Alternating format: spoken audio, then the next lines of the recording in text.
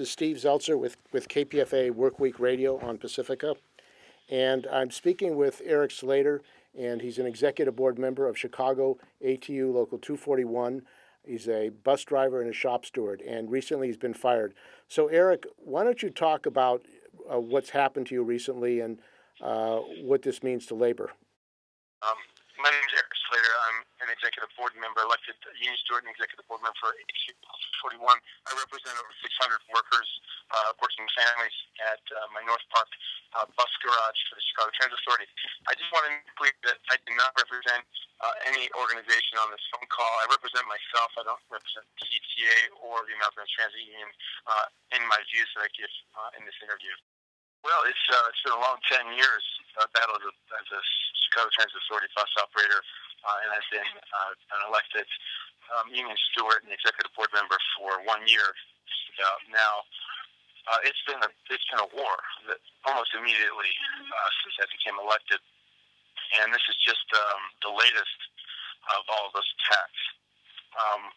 I was put on a trial for the last week and was strenuously defended by both of our unions, Local 241 and 308, American Transit Union here in Chicago, representing approximately 15,000 bus drivers, maintenance workers, clerical workers, and retirees in the Chicago region.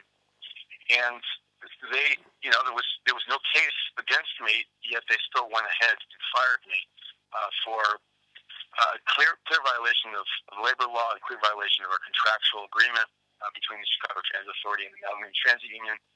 And so this is really a declaration of war. We're out of contract as of December 31st, 2015. We're in contract negotiations. The strenuous opposition of both locals, it wasn't like they were leaving me out to dry, and many statements of support, even after a public press conference on the property, the headquarters of CTA, Chicago Transit Authority, and yet they still went ahead with the termination.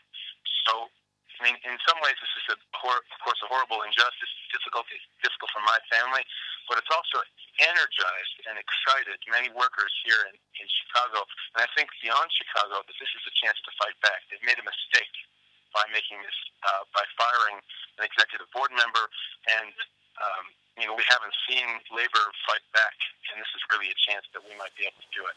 Now, at the press conference that was held, a number of drivers said that you had come to their defense, that they'd been illegally fired and harassed, that in the past, Mayor Rahm Emanuel has actually prevented bus drivers from having any kind of political activity on their off time. And it sounds like there's a general reign of terror against the bus drivers and the union members in Chicago and CTA. Is that true? Yeah, I've been a bus operator for 10 years, a bus driver, and when I first started, it was pretty bad, but it was about 5 years ago that they made a turn. They said it was the new CTA, and they basically, they might have it in some document somewhere, but they wanted to get rid of anyone with seniority, and they did so basically by making the discipline so impossible to follow and making any kind of perk you might have with a job gone. And, not allowed to take days off, harassing people for taking Family Medical Leave Act, which is illegal law, to be able to assist your family, not having sick days, that you get penalized on your first sickness that you have. All these things were just brought down the hammer. And so basically it's extremely hostile working conditions created, really manufactured by management. And everybody knows driving a bus in the city is challenging. The technical aspect of it, driving down a city street with many taxis and many cars, but the passengers getting on with the anger and legitimate concerns and problems of society today. But really, it's been the attack by management against workers, deliberately trying to make this a difficult job that has really angered my coworkers. And I think we've just seen the beginning of an outpouring. I hope it will be the beginning of an outpouring of the truth to the public about what we face. And I hope that through that, we will build some confidence and build some consciousness and unity within the working class to do more than just complain. And change our working conditions. Another aspect of your firing is that you were actually trying to build unity and education among the transit workers with the teachers, the CTU. And why don't you talk about that? Because it seems they're also under attack as well in Chicago. And basically, you were trying to build unity and to unite both transit workers and teachers. So maybe you could talk about what happened and the teachers who spoke at your press conference. Yeah, well, there's been a confluence of events in Chicago. As you spoke about the teachers, we had a strike in 2012, and gearing up for another one if necessary, with the very belligerent mayor and ruling class in Chicago. But also, there's been the Black Lives Matter and also the fight against state violence that has a major flare-up in Chicago. And, several youth organizations have been able to lead the fight and really push the mayor back considerably. So in the context of this, we're in negotiations too. We're out of contract as well. So this is the time to hit back. And they don't want it. The rulers of Chicago want to take us one by one. They don't want to take on the entire working class collectively at once because they know they will lose. And so that's what I was trying to do as a class conscious worker militant and elected leader, is trying to connect those struggles and bring transit workers to teachers, bring transit workers to the fight against racism and against police brutality, and vice versa, bringing those movements and those struggles to us in our communities and families. And so, very against labor law, against the First Amendment rights, etc. We have put all kinds of charges against the employer on these and other issues. They would intimidate and threaten workers from trying to participate this. They at least 3 times threatened to call the police to have me removed as the executive board member, the top union official in a property with about 700 workers, when we were simply handing out official union literature, discussing with workers in break room, not disrupting workflow, etc. And they just completely spurned the labor law and any kind of First Amendment rights that we may have in the workplace. So it's been just an outright war, and as you know, the rulers of the country are trying to remove any resistance to their agenda, and they fear the unions because we have a disproportionate power when we're able to collectively organize and collectively move rather than one they can pick us off one by one. So that's been going on for about 6 months or so with the teachers' battle, and it was very good to see a lot of those teachers out there supporting us. When we've been several of their events, we've been going out into the city, and it's great to see some of that solidarity. Now, also, there's a situation in Illinois with the governor, Rayner, I believe, who is attacking the pensions, the health care benefits. It seems like there's an ongoing onslaught against all public workers in Illinois and Chicago. What has been the response of labor, and what do you see bringing together to fight this kind of attack on labor? Well, I think it's got to come from the ranks of workers and the working class. We have to start transforming our organizations into organizations that are battle ready and tested and struggle. The mayor, the governor, and the mayor have both put down the gauntlet. Have said, we do not want to deal with unions. We don't think we need them anymore. We can simply take away the working conditions and even the laws that we have. Some of the progressive laws that we fought for and won in battles from the 1920s, 30s, 40s on. They just want to do away with those by fiat. By forcing us not to be able to fund our unions, to not allowing us to function, to putting laws against our ability to withhold our labor, et cetera, et cetera. And, there needs to be really a new generation of worker leaders that understands that there must be conflict, that we are in a war already. They're taking away our working and living conditions, and that we can't just simply hide from it. We can't put our head in the sand. We have to turn towards our community, towards our coworkers, towards our working class allies, other unions and non-unionized workers, and begin to organize a major fight back. And I see a lot of possibility in Chicago and elsewhere around the country, really around the world. This is just one opportunity that we're in the middle of here in Chicago. And of course, as you say, transit workers, public workers, and all workers are under attack nationally.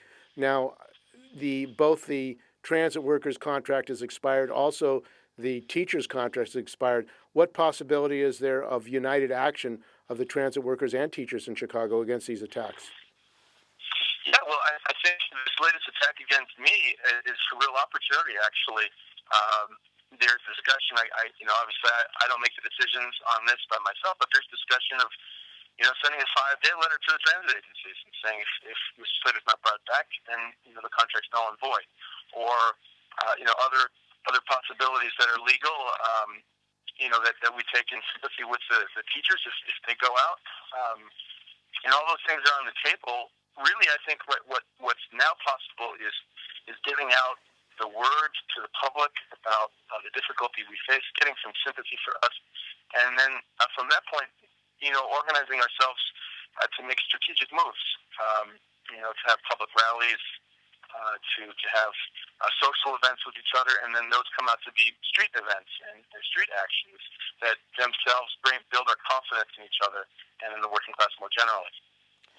Now, there's a election campaign going on, and in the Democrats, you have Bernie Sanders, who is running as a Democratic Socialist and says there's an oligarchy running the country. What position has the ATU taken on the election?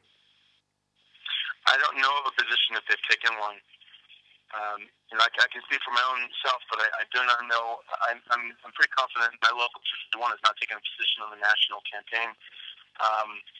But I'm not positive about the international, if they've made a position in either Democratic or Republican Party or which candidate. Now, the issue of the unions and workers having their own political party in this country, a labor party, a workers' party, to raise these issues programmatically, do you see any possibility of that happening? I know Bernie Sanders is running as a Democrat, but he is not running as an independent. He's running pretty much as a Democrat. Well, I think, it's been 100 years that the Democratic and Republican Party have been the left hook and the right jab against us. Pick your poison. And, ever since the 50s and 60s, the Democratic Party has tried to corral the working class and say that it's acting in our interest. But once we've elected them, they've actually acted in the opposition to our interest. And both parties, they play back and forth. They frighten. They say, well, a Republican gets elected, it'll be worse.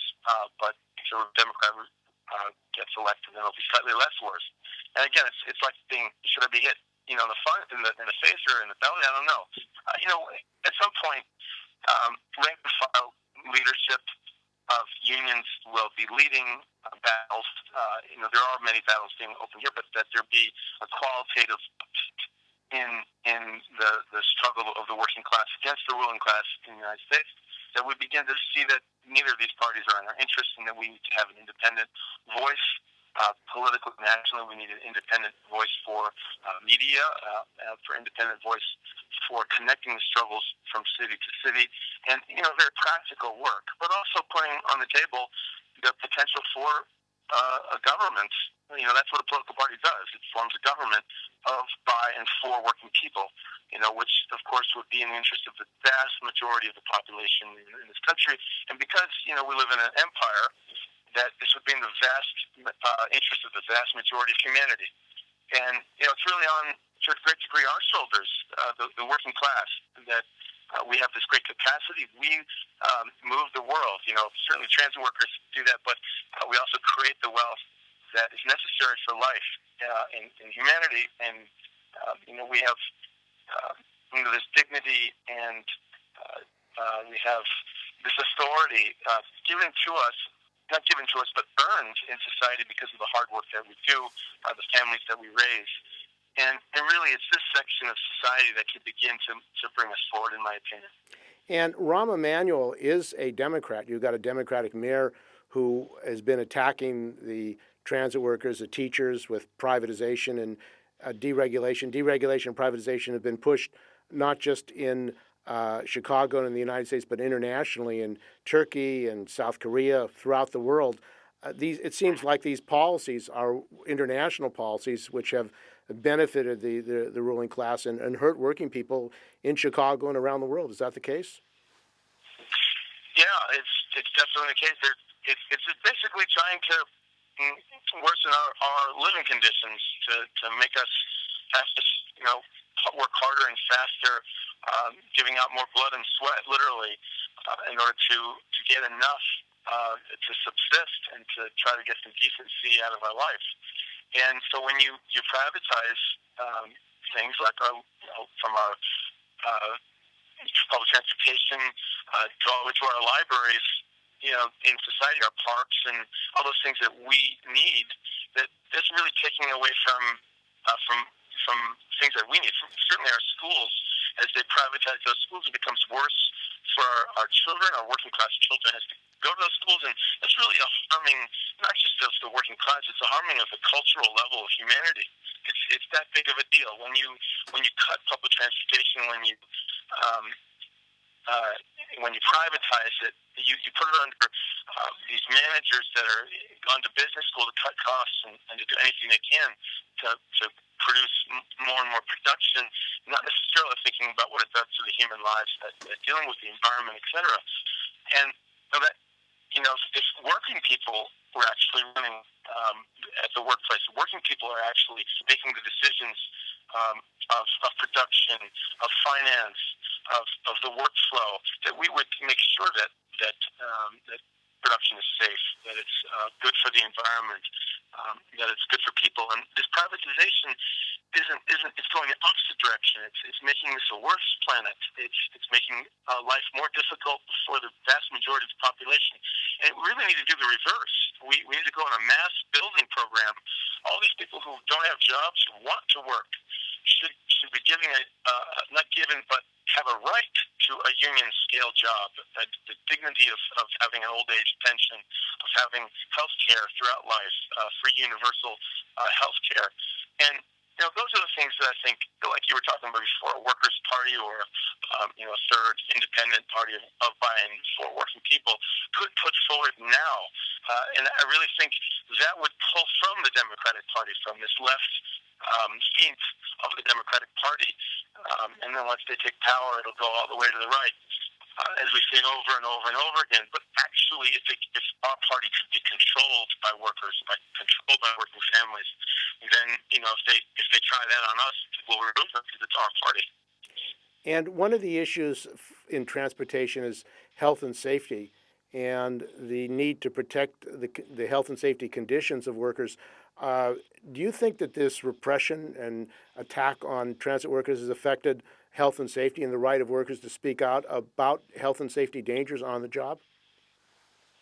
Yeah, I don't know the percentage. It's got to be over half of my coworkers are driving in pain, and that's dangerous.